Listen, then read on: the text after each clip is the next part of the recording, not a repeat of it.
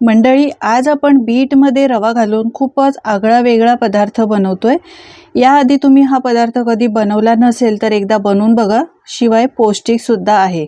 चला तर रेसिपीला सुरुवात करूयात। यासाठी इथे मी एक बीट घेतलेला आहे।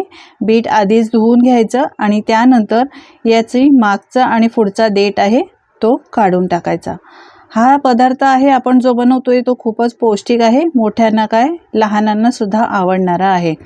यानंतर याची वरची साल आहे ती सुद्धा काढून टाकायची। आता या बीटचे दोन भाग करूया आणि त्यानंतर याच्या बारीक बारीक फोडी करून घेऊया। तर मी हा अख्खा बीट वापरणार नाही, फक्त हा अर्धाच बीट वापरणार आहे। एवढाच बीट हा आपल्याला पुरेसा आहे। जेवढी जमतील तेवढे बारीक फोडी याच्या करून घ्यायच्या। हे बघा या पद्धतीने। तर मी अर्धी बीट आहे त्याचे बारीक बारीक असे फोडी करून घेतलेले आहेत। फक्त अर्धाच बीट घेतला आणि त्याच्या एवढ्या साऱ्या फोडी आपल्या ह्या तयार झालेल्या आहेत। काढून घेऊया एका ताटामध्ये। हे बघा तुम्ही पाहू शकता, एवढेच आपल्याला भरपूर आहेत, जास्त गरज नाही। आता चिरून घेतलेला बीट आहे त्याच्या फोडी आहेत त्या मिक्सरच्या भांड्यात घालायच्या। यानंतर इथे मी घेतलेला आहे अर्धी वाटी रवा, म्हणजे 2 मोठे चमचे रवा घेतलेला आहे। यानंतर यामध्ये अजून काही आपण पदार्थ घालणार आहोत। तर सगळ्यात आधी घालूया 1 चमचा दही। हे दही आहे ते गोड आहे, म्हणजे घरीच बनवलेलं आहे, आंबट दह्याचा जास्त वापर करू नका। यानंतर मी इथे 2 चमचे तांदळाचं पीठ घेतलेलं आहे, म्हणजे अर्धी वाटी लहान, आणि 1 हिरवी मिरची घेतली आहे, तिखट आहे म्हणून एकच घातली आहे। 2 लसणाच्या पाकळ्या, 1 आल्याचा तुकडा घातलेला आहे। आता यानंतर घालूया अर्धा चमचा जिरं आणि चवीप्रमाणे मीठ घालायचं आहे। यानंतर मूठभर कोथिंबीर घातली आहे। आता गरजेनुसार पाणी घालायचं आहे, पण पाणी जास्त वापर करू नका। सुरुवातीला पाणी घालून आपल्याला याची बारीक पेस्ट करून घ्यायची। सुरुवातीला जास्त पाण्याचा वापर करायचा नाही, लागेल तर आपण इथे पाण्याचा वापर करणार आहोत। एका भांड्यामध्ये काढून घ्यायचं। मिक्सरच्या भांड्यातच मी अजून थोडंसं पाणी घालते। हे बघा जरासंच घातलं आहे, गरज लागेल तर आपण नंतर याचा वापर करू शकतो पाण्याचा। आता मिक्स करून घेऊया। हे बघा या पद्धतीचं बॅटर पाहिजे। आता आपण हे 5 मिनिटासाठी बाजूला ठेवून देणार आहोत, कारण रवा घातलाय।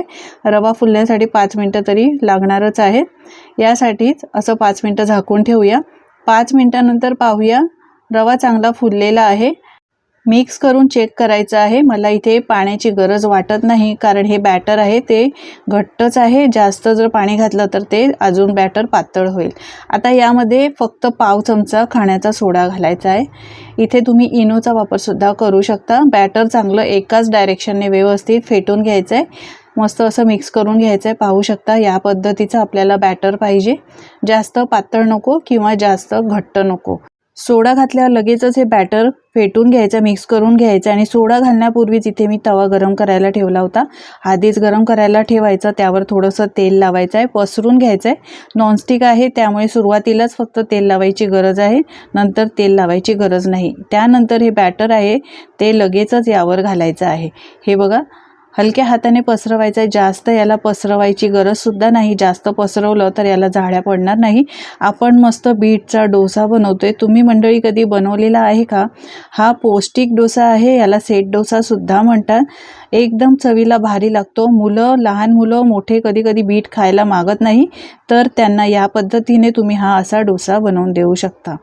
पसरवून घेतला हलक्या हाताने, त्यानंतर झाकण ठेवून 2 मिनिटं वाफ काढून घेऊया। आणि यानंतर आता 2 मिनिटांनंतर याला पलटून घेऊया। पाहू शकता किती मस्त अशा याला जाळ्या पडलेल्या आहेत। बीट नेहमी असं असतं की खाल्लं जात नाही, मुलांना आवडतच नाही। यासाठी आपण असे पदार्थ बनवून दिले तर ते नक्की खातील। परत पलटून घेतल्यानंतर झाकण ठेवून 2 मिनिटं चांगला शेकून घेतलेला आहे। तुम्ही पाहू शकता दोन्ही बाजूनी मस्त असा शेकला गेलाय। आता हा काढून घेऊया सेट डोसा एखाद्या जाळीवर। मस्त असा सेट डोसा तयार झालाय। दुसरा सुद्धा सारख्याच पद्धतीने बनवून घ्यायचा। नॉनस्टिक तवा आहे त्यामुळे मी तेल लावलं नाही, सुरुवातीलाच लावलाय। बॅटर 1 ते 1.5 पळी किंवा 2 पळी घालायचं। आता हे बॅटर घालताना सुरुवातीला गॅसची फ्लेम एकदम फास्ट करायची, म्हणजे अशा जाळ्या मस्त पडतात। तुम्ही पाहू शकता किती मस्त अशा याला जाळ्या पडलेल्या आहेत। त्यानंतर बॅटर घातल्यानंतर गॅसची फ्लेम स्लो करायची, झाकण ठेवायचं आणि 2-3 मिनिटं एका बाजूने चांगलं हे भाजून घ्यायचं। यानंतर याला पलटून घ्यायचं आहे। पलटून घेतल्यानंतर यावर परत झाकण ठेवायचं आणि दुसऱ्या बाजूने सुद्धा चांगलं भाजून घ्यायचं आहे। पाहू शकता मस्त असं सुरेख याला जाळ्या पडलेल्या आहेत। झाकण ठेवूया 2 मिनिटाने, परत याला चेक करूया। काढून घ्यायचं आहे झाकण आणि परत एकदा चेक करून घ्यायचं आहे। बीटचा डोसा आहे तो खायला एकदम चवीला भारी लागतो आणि फक्त 10 मिनिटात बनवून तयार होतो. अशाच पद्धतीचे वेगवेगळे डोसे मी अपलोड केलेले आहेत जे अगदी झटपट बनवू शकतात तुम्ही. सकाळच्या घाई गडबडीत पटकन बनतात. मुलांना काही पौष्टिक द्यायचं असेल तर तुम्ही या पद्धतीने बनवून देऊ शकता. जाळीवर काढून घ्यायचं आहे म्हणजे याची एक्स्ट्राची जी वाफ आहे ती निघून जाते आणि हा डोसा आहे तो ओलसर बनत नाही.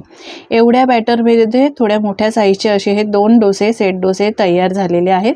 मी ते दह्यासोबत सर्व केले आहेत. तुम्ही मुलांना पाहिजे तर सॉस बरोबर देऊ शकता किंवा मोठ्यांना जर हिरवी चटणी हवी असेल तर त्यासोबत सुद्धा तुम्ही देऊ शकता.